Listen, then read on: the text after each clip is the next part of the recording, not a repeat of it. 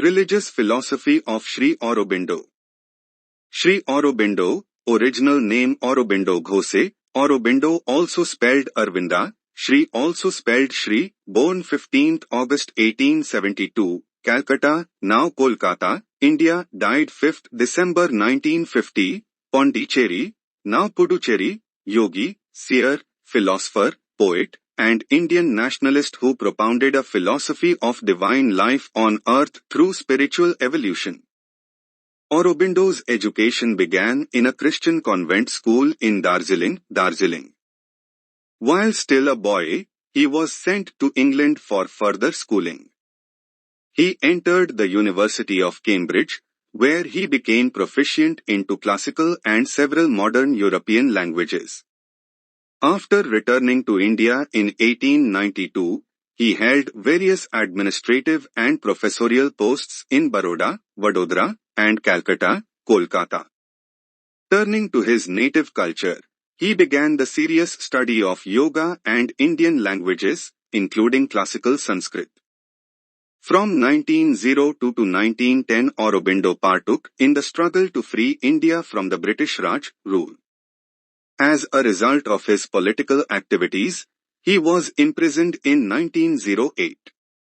2 years later he fled British India and found refuge in the French colony of Pondicherry, Puducherry, in southeastern India, where he devoted himself for the rest of his life to the development of his integral yoga, which was characterized by its holistic approach and its aim of a fulfilled and spiritually transformed life on earth. In Pondicherry he founded a community of spiritual seekers, which took shape as the Sri Aurobindo Ashram in 1926. In that year he entrusted the work of guiding the seekers to his spiritual collaborator, Mir Alfasa, 1878 to 1973, who was called the Mother in the ashram. The ashram eventually attracted seekers from many countries throughout the world. The evolutionary philosophy underlying Aurobindo's integral yoga is explored in his main prose work, The Life Divine, 1939. Rejecting the traditional Indian approach of striving for moksha, liberation from the cycle of death and rebirth, or samsara, as a means of reaching happier, transcendental planes of existence, Aurobindo held that terrestrial life itself, in its higher evolutionary stages, is the real goal of creation. He believed that the basic principles of matter, life, and mind would be succeeded through terrestrial evolution by the principle of supermind as an intermediate power between the two spheres of the infinite and the finite. Such a future consciousness would help to create a joyful life in keeping with the highest goal of creation, expressing values such as love, harmony, unity and knowledge, and successfully overcoming the age-old resistance of dark forces against efforts to manifest the divine on earth.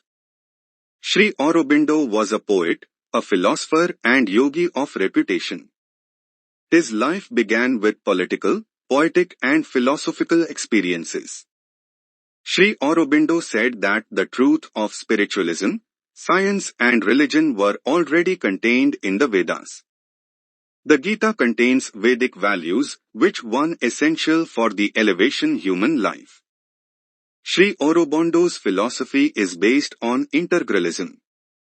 It is the synthesis of idealism, realism, pragmatism and spiritualism. According to him, yoga transforms the humankind, life and body to superman. Wholesome or integral development is possible through the practice of yoga. Usually transformation takes place on a supramental stage, where diverse elements get transformed and then integrated. It changes the nature of man and lead to realize the divine power and divine perfection.